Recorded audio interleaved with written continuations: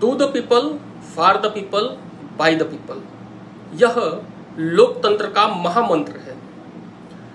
आधुनिक लोकतंत्र में आम पृष्ठभूमि से निकलने वाले युवा या कोई भी व्यक्ति जो विभिन्न राजनीतिक दलों में जाकर के अपना योगदान सुनिश्चित करना चाहता है, उनके सामने जो जटिल चुनौती आती है, आज मैं उसके विषय में बात करूंगा।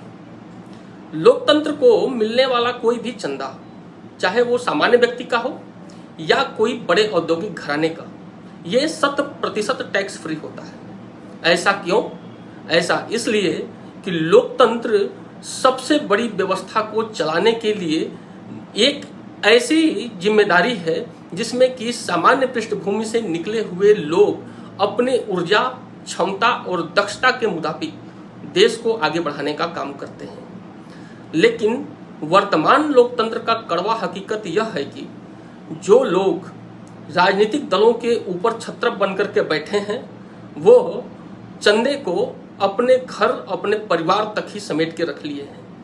वो लोग केवल उस चंदे का उपयोग अपने परिवार के लिए और अपने पुत्रों के लिए करते हैं। सीटों का बंटवारा कुछ इस तरह से होता है कि जो अच्छे सीट होते हैं, उन सीटों पर वो या तो वो खुद लड़ते हैं या तो अपने परिवार या अपने पुत्र को लड़ाते हैं। जो सीटें बचती हैं उनको पूंजी के आधार पर दिया जाता है और उनसे भी जो खाली सीटें बच जाती हैं वह देवतुल्य कार्यकर्ता को फिल इन द ब्लैंक्स के रूप में दिया जाता है कि रिक्त स्थानों की पूर्ति कर दी जाए। जीत गए तो उनका भाग्य, नहीं तो केवल और केवल यह आम जनता में बताने के लिए मैसेज होता है कि सामान्य पृष्ठभूमि से निकले हुए फला व्यक्ति को हमने इस सीट से टिकट दिया था।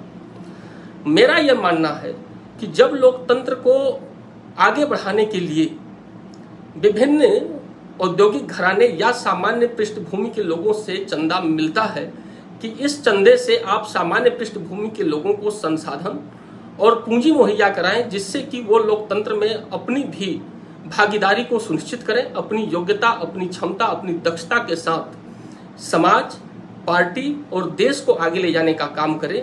लेकिन ऐसा परिवेश न मिलने के कारण समाज का एक बहुत बड़ा योग्य व्यक्तित्व आज उस मुखर धारा से बाहर निकल गया है।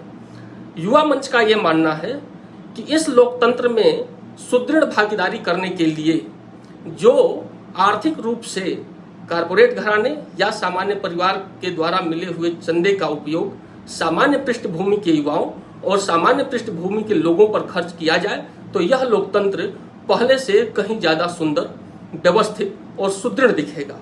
धन्यवाद।